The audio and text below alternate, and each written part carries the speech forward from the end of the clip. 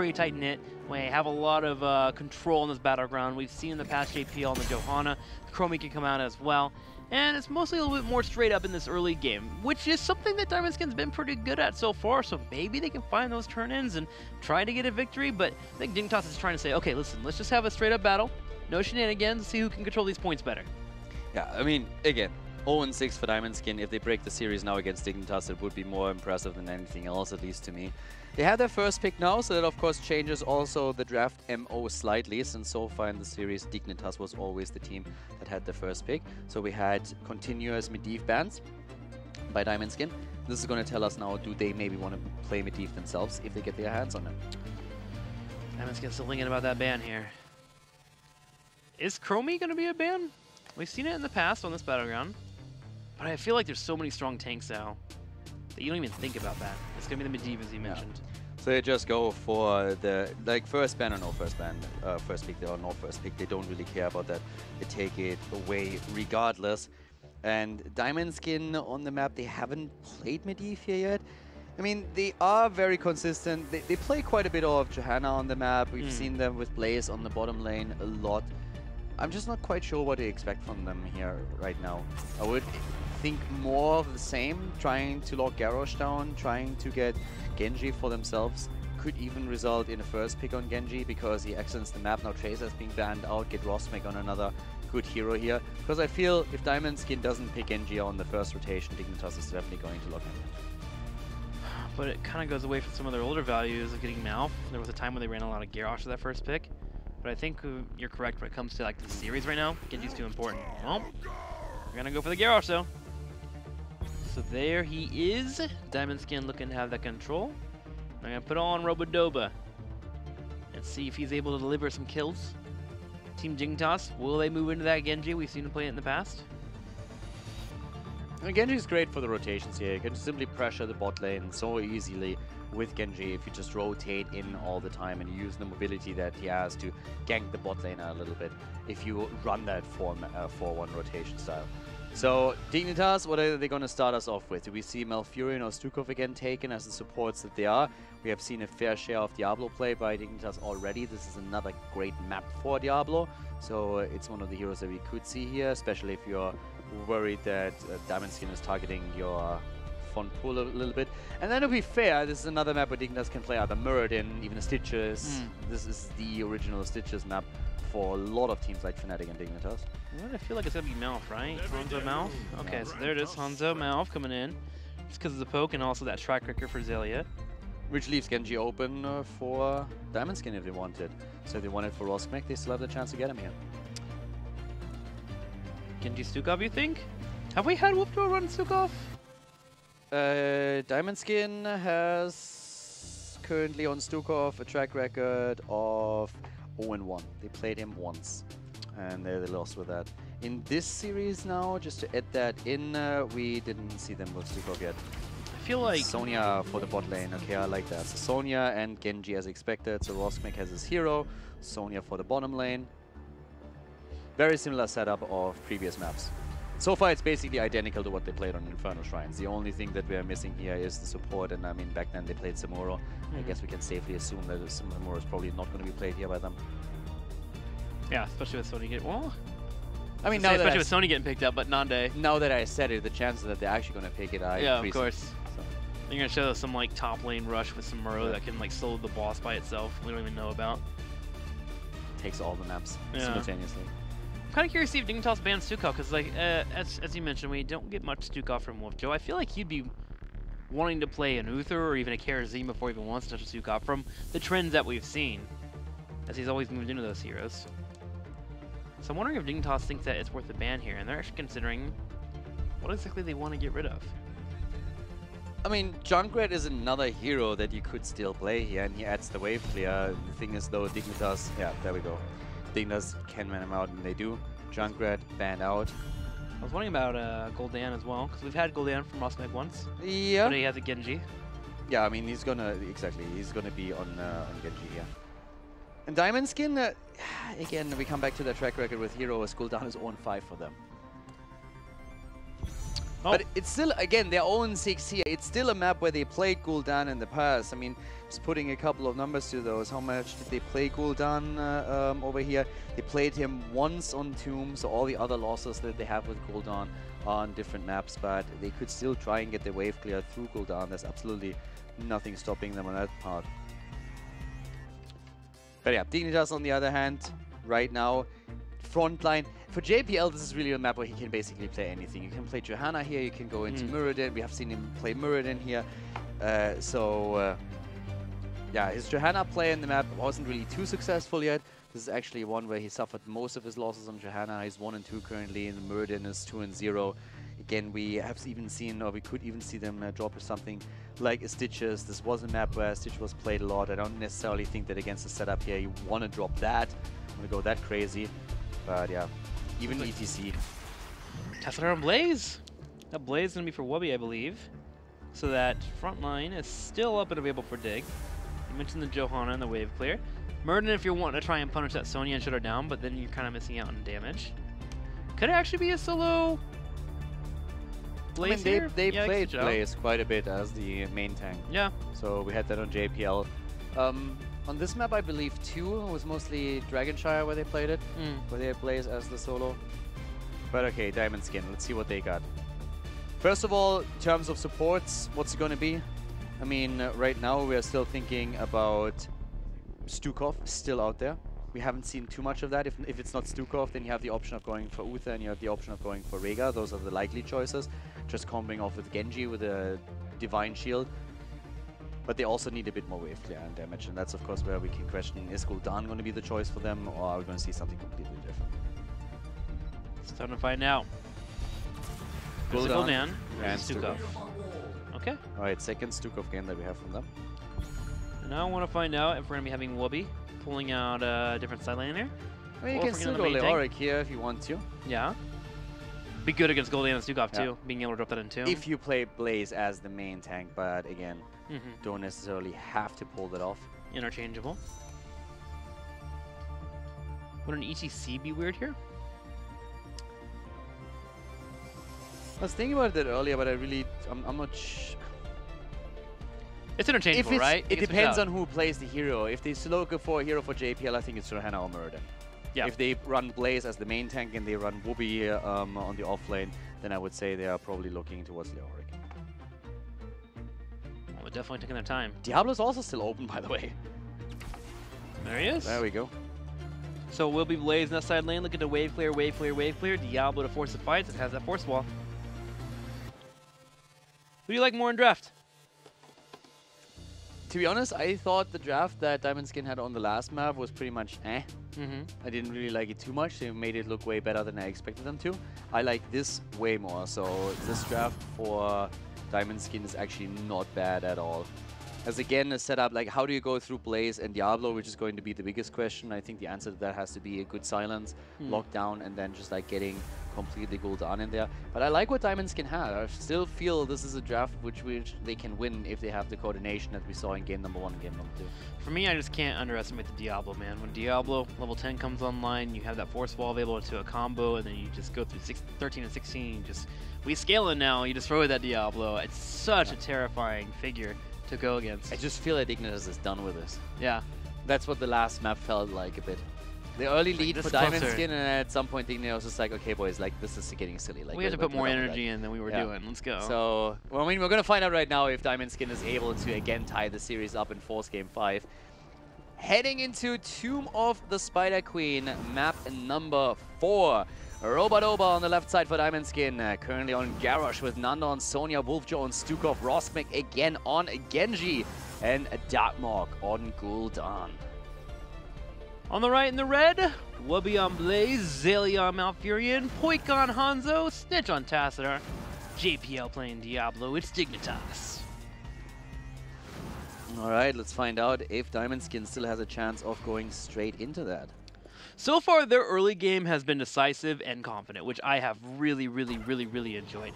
So I'm hoping to see that. And they've also been matching in macro. So that's what I'm watching for here. Has Dignitas kind of cracking the code? Have they lit a fire to themselves? Are they ready to go? Are they going to shut down Diamond Skin's attempt so far? Or are we still in a spot where Diamond Skin in the early and mid game is actually of similar skill to Dignitas. That's the real question for me. It's a good one. The thing is, like, the power levels that we have in Europe are always so difficult to judge with the performance that we get. Nice body blocks here by Roskmek, but there's a jet propulsion. JPL, on the other hand, is still falling. Great kill and good effort by Diamond Skin. The first blood against JPL here. And again, shout out to Roskmek here for the body blocks. It was a long way coming, that kill. They worked for it hard, but they finally got it. Diablo falls. It's gotta hurt, but he'll be back pretty soon here, as the rest of Dignitas work towards clearing out those waves. And we've been seeing the auto attack build actually a little bit more against Garrosh. Poik seems to think differently here, moving into the scatter arrow, picking up that level 1. Help from Poke again, also you can finish that quest pretty easily around those turn-in points. Which is interesting to see the variation in builds between our teams. And hang on, speaking of Poik, getting tossed here. Robodoba seems to be the target though, as JPL trying to turn it around. Yeah, Robo needs to be very careful with this. If Zelia has another route, then he's going to be in trouble. But it doesn't seem that way. Bot lane, Sonya still there. Roskmek has also been hit pretty hard. Now, again, when we talk about the combos here, one of the things to point out, we talked about it during the earlier series that we saw here today where Fnatic played against Method. Vision is insane. If you're Dignitas right now, you have insane amount of vision through Hanzo and Hassada. So your control over the turn-in points should be pretty significant, and this is what they're going to look for. Try to dominate through the turn-ins and get those. Nice flip here. Zelia actually in a lot of trouble. Robodoba goes in, but JPL creates some space, and Zelia is able to walk out of this one. Still a great job by Diamond Skin and good aggression.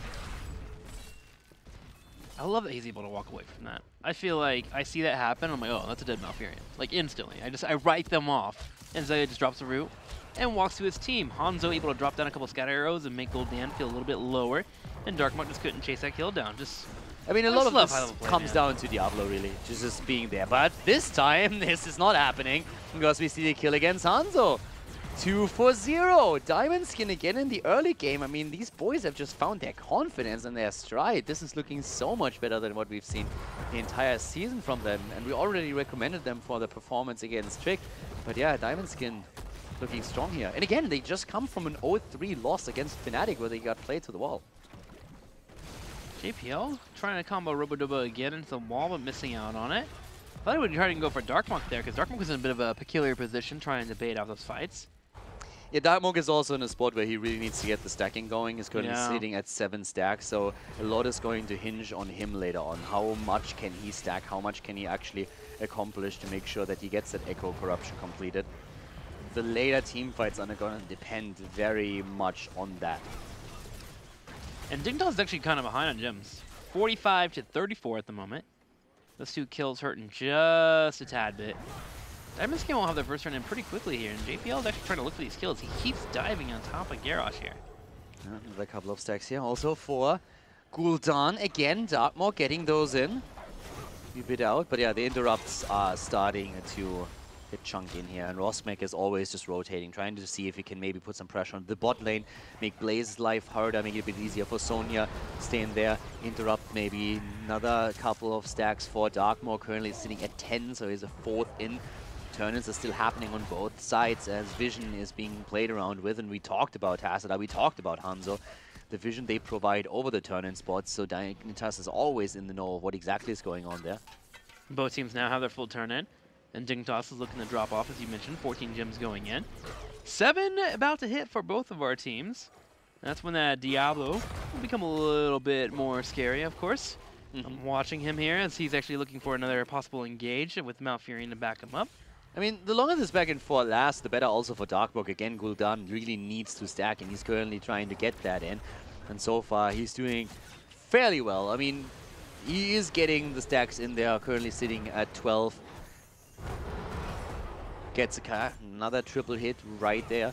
I mean, we've seen a couple of Gul'dan players around level 16 with the Ruinous Affliction, still not really completely done with the Echoed Corruption, but if he keeps it up, he's definitely going to hit that in time.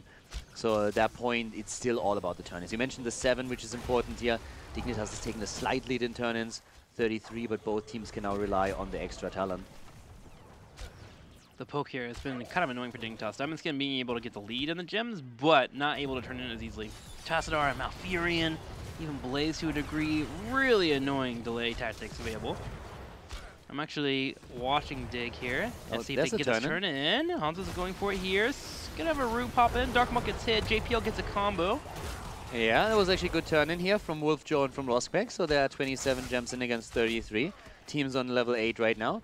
The question is simply the solo laners are usually the focus of the turn-in ambitions, because those hold a lot of the gems. So Blaze is currently sitting at actually only 6 since Wooby was able to turn in, but Nanda is at 32. And so Nanda, Sonya, he really wants to get rid of that as much as he can. Also that he's free in those fights to play a bit more aggressive. But down here at the bot lane, he just like has to still hold the line, and Wooby is keeping tabs on him and on what's happening here. So it's very tricky for Sonya to get close enough to a turn-in spot to make it happen. Especially with that wave clear coming in from Blaze, so difficult to try and prevent him from being able to stop you. Now they actually put Garrosh and Sonya both down there, and the thing is, while this continues to happen, 10 is getting around here. We're 1 level away for Diamond Skin. Zelia getting hit there with a Groundbreaker, but thanks to his shields, just fine. Yeah, Zelia needs to be careful. He's only in half HP, and the problem is if he goes back now, then Diamond Skin would have an easier time turning in, so that's what he's attempting to avoid now. That's one of the reasons why we don't see him hark back here, waiting maybe also just simply for the Fountain to come back. Turn-in still not happening, and we are actually closing in on 10. Like, this is a really late first turn-in that we're seeing, no matter who it happens for. That was a great move, though. JPL trying to dart out, saving himself here, basically. Well done by Diablo. But still a nice aggressive move from Diamond Skin, trying to get that kill confirmed. Ooh, Snitch getting the last second delay there with the Side Storm, but puts himself in a position where Robodoba steps up. Wolby comes around from the corner, though, is able to delay just enough. At the same time, Dig is trying to turn in the top lane, but Wolf Joe and Golden are delaying it. 10, any second now. Oh, Darkmonk though! One scatter arrow, man. Yeah, Darkmonk, he needs to be super careful. There's the 10. Can they maybe use that somehow? Any kind of snap call that we see, snap horrify, not happening. So it's 10 on both sides, and Robodoba is immediately caught in a bit of a corner there, but able to throw Wooby away. Eats the damage from Poi. Scatter arrow coming through. Turn-in attempts from both sides. By now we have another set turned in by Dignitas, another 11. But once that Sonya gets close, that's all that they need. Wooby, on the other hand, also trying to turn in again, and it is only Stukov that is able to deter him from doing so. Was that Twilight Dream an attempt to try and stop Genji from coming in there? Because Zelia just dropped down on Twilight Dream. Didn't land on anybody. Oh, we did? Yeah. I didn't miss that. He got interrupted and just straight up dropped the Twilight Dream. All right, Darkmonk by now 17. Arrow. Arrow on him. Apocalypse. Okay. Horrify attempt. That didn't work. And now they need to try and pick up these gems. Roskmek is immediately there, but there's also a force wall. Roskmek squeezing through, but Zelia with a turn in, and he gets interrupted. But I don't think they can interrupt him again. This is going to be Zelia's turn in, and this is going to be the first web we will Especially with that wall combo. It's just a little bit too much. Diamond's going to hand it back up. But still, I mean, there's a couple of things happening here. First of all, the death of Gul'dan was, of course, annoying, but at the same time, also, they recovered the gems. So, at the end of the day, it's a web weaver wave for Dignitas that you now have to face. And that's where they try and defend. As long as they hold on to the gems, they should be fine here. But, of course, the question is, how much does Dignitas get out of this now? Well, already they're working on this middle wall. But Darkmonk being back, though, should be able to clear that up pretty quickly. Blaze, by himself to the south, should be able to get that lane pushing in. So Dignitas trying to split the resources of Diamond Skin and seem to be doing pretty well. Rue comes out, no force wall yet. Robodoba comes in to be a bit annoying, gonna throw someone over the wall and maybe get them in like that fort, but Team Dignitas holding that pretty well. I mean, so far, Diamond Skin is actually doing fairly well with the defense. Also, here comes the engage again. JPL is in. Wooby wants a piece of the action. Sonya is still at the bot lane, so you need to be cautious here. Darkmonk, by the way, 32 stacks on his level 1 talent on the Echoed Corruption, so he's actually getting the work done. But Dignitas is walking away with only half a level lead so far. And they get the benefit, though, of breaking down those walls, so if they can go for a second turn in here, if they can get it off, that's where they can start to break out some forts. Same time, Roskmek is currently bruised a little bit, and so is Garrosh. Snatch actually taking a bit of a beating there, also walking into some corruption stacks. Yeah, he's actually getting a lot of damage pushed on Arrow. him. Arrow comes out. Apocalypse again. There's the combo. Do they get the kill? Darkmonk goes down. Yes, they do. And the bunker there, too, just to make sure that Blaze can get out. Looks like Darkmonk's going to drop a pause, probably walking into a little bit of lag there. Yeah, definitely not going to be too happy about that. I mean, that was the second kill that we saw against Gul'dan now. And the combo with Arrow into Apocalypse is really starting to work here quite well. So it's the second time that we saw the combo executed, and that definitely hurt quite a bit. In total, 2 kills against 2.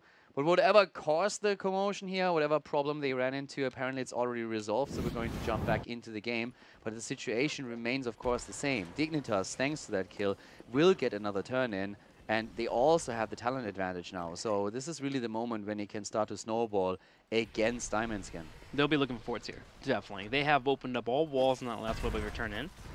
So let's see which forts they can get. Priority.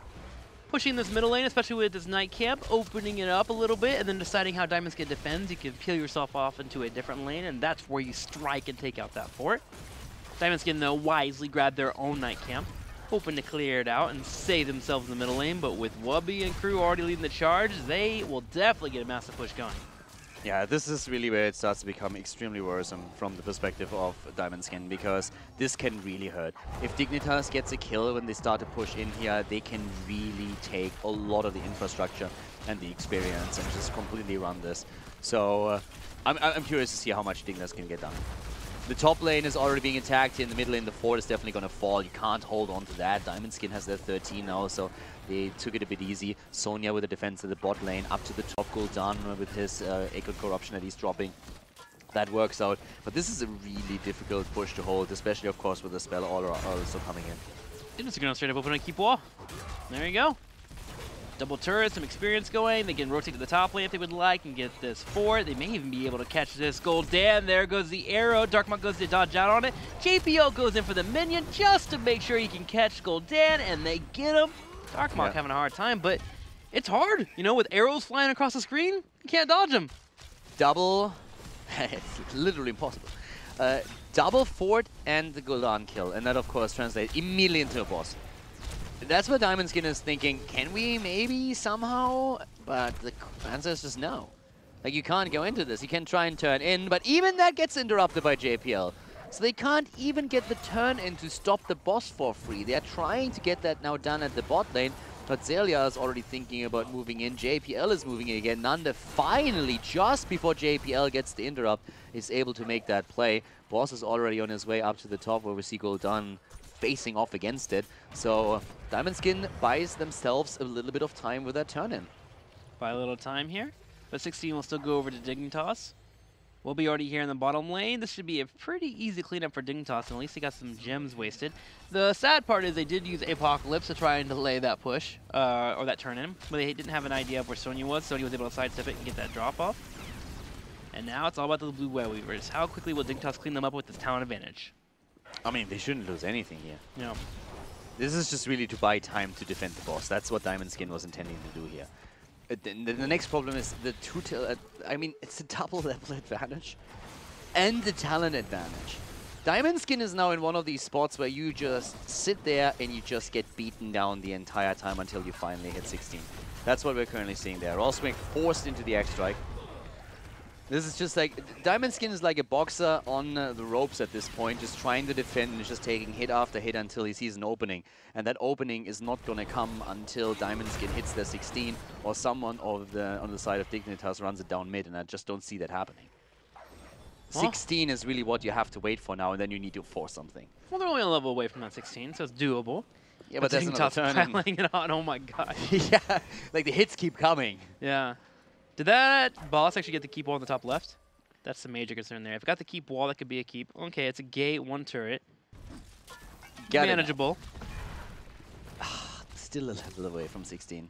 And here's the web weaver wave. And the siege chance at the bot lane. So you can really start to focus your efforts onto the middle, onto the top. Like wherever you want to go, you can pressure. They are already trying to burn down the fort before the web weavers even come in. And then they can just go straight through the bot lane if they wanted to. The siege giants plus the web weavers.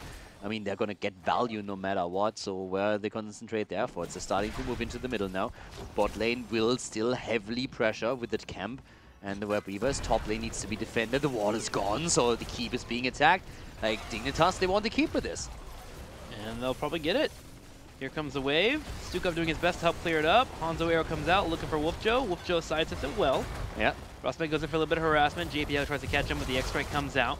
Yeah. And meanwhile, the bottom lane is starting to get pushed in here. The Giants are finally showing up. And over here in the middle, this keep is already a goner. Question is, how much damage can they do at the bot lane? That's really the big one. If they can get the double keep now, I mean, that would be the dream. That would be absolutely fantastic. And to be quite honest, Dignitas has a very good shot at taking the second keep down as well. 16 is still not there for Diamond Skin. Gul'dan completes Echoed Corruption, so that helps.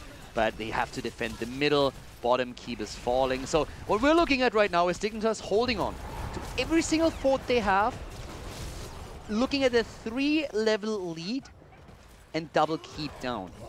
It doesn't get much better than that. Diamond's instead of fight now. They're positioned for it. Robodo's coming around. They need to. Nade's here as well, but they're getting scouted out. Dignitas checking every avenue they can. I mean, if you are Diamond Skin, you want to force now. You need to try and turn in and force a fight around that after you defend the bot lane. Nade has fear still. Wobby goes in. Oh my gosh. Sony gets chunked down by a scatter arrow. Yeah. Obliterated. And there comes the arrow. There comes the kill against Genji. That's 32 gems. 50 on Garrosh. Robodoba gets taken down, maybe by Poik. Yes, that happened. And now we're seeing Dignitas saying, you know what, we don't even need 20, we just go for core here. Double kill, double keep down, and they are just obliterating them. Gems are lost. At this point, Diamond Skin lost more than 60 gems already as we see Stukov fall. And Dignitas is starting to close out the series. What started with Diamond Skin looking strong on map number 1 and map number 2 ends with Dignitas just showcasing why they are in the number 1 spot in the European standings. They go for the core and they are dropping it. They're dropping Sonya, they're dropping everything. 7 kills against 2. Dignitas goes in and they confirm the 3-1 victory over their opponent. Ugh, it doesn't stop either. Another kill on Gul'dan, but 4 time expires, 20 hits. Dignitas with the 3-1 over